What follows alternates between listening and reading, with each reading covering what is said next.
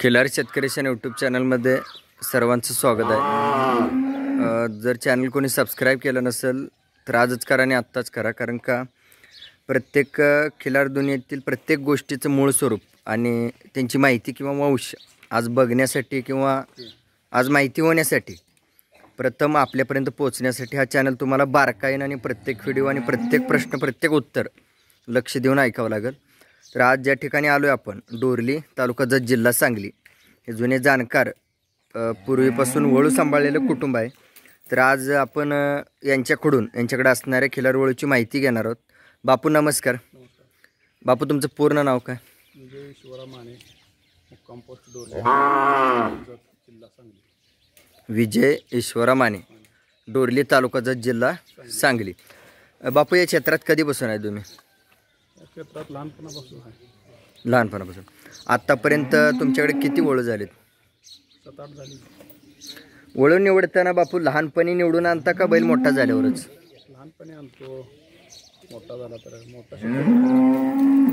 बापू लहानपणी बैल आणून सांभाळणं आणि मोठ्यापणी बैल आणून सांभाळणं काय फरक आहे? मोठ्यापणी बैलाला किंमत जास्त मोजावी लागते। हां, मोठ्यापणी आणि लहानपणी वासराला किंमत तेवढी जास्त मोजावी लागते। विषय किमतीचा बाजूला ठेवला तर बाकी इतर कोणत्या गोष्टीत फरक पडतो का? त्याची खानदान पारखावी लागते अगोदर वासरू घेत असताना। आई वडील कुठल्या खाणीतला आहे त्या ह्याच्यानुसार वासरू निवडेल त्यांना निवडेल त्याचा अंदाज घ्यावा लागतो। आत्तापर्यंत घेतलेल्या वळूपैकी किंवा बैलांपैकी प्रत्येकाचं आई वडील बापू माहिती होतं का?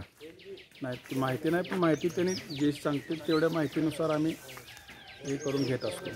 वासरू त्याचा सारांश बघून वासरू घेत असतो कुठल्या बैलाचा आहे काय आहे। बापू आता सध्या किती खिलार आहेत तुमच्याकडे? 2 बैल आहेत। आता 2 आहेत। 2 कोणती? आता वय किती आहे किंवा कोणता प्रकार आहे त्यांचा? हा आता धरलेला आहे तो 4 दाती झाला आहे आणि दुसरा आहे तो 6 दाती आहे।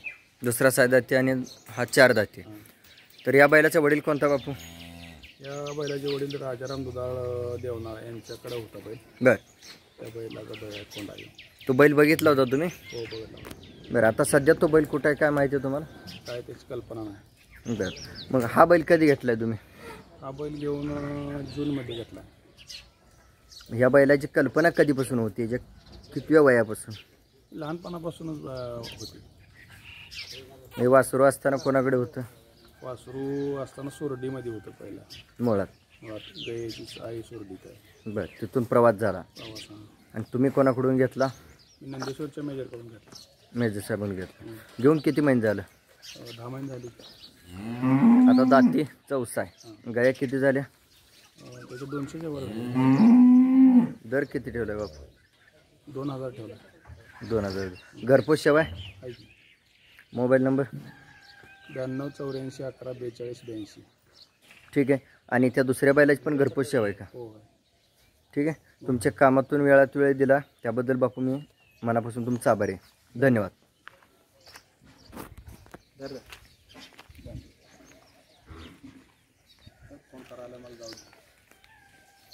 आणि ते काम आहे म्हणल्यावर गडबडीने जावं लागतं।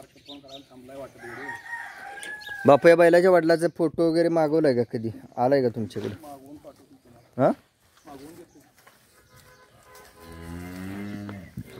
सुरडीत ह्याची आई बघायला मिळाली का तुम्हाला? या बैलाची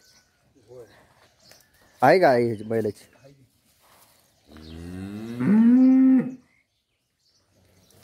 त्या गाईच्या मालकाचं नाव काय माहिती आठवते? त्या गाईच्या मालकाची माहिती किंवा बैलाची माहिती मिळाली तरी पाठवा मला।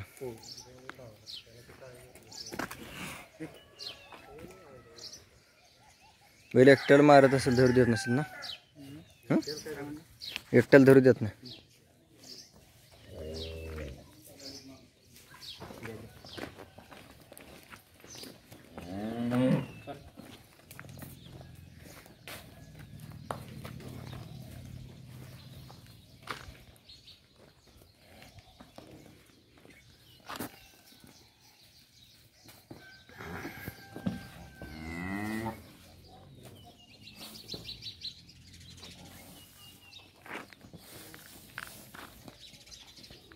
तरी बऱ्यापैकी याच्या लंपीच्या जखमा कमी झाल्या। काय काय लोकांचं एवढं सुद्धा आणलं ना हम्म. काय असं वार केल्यानंतर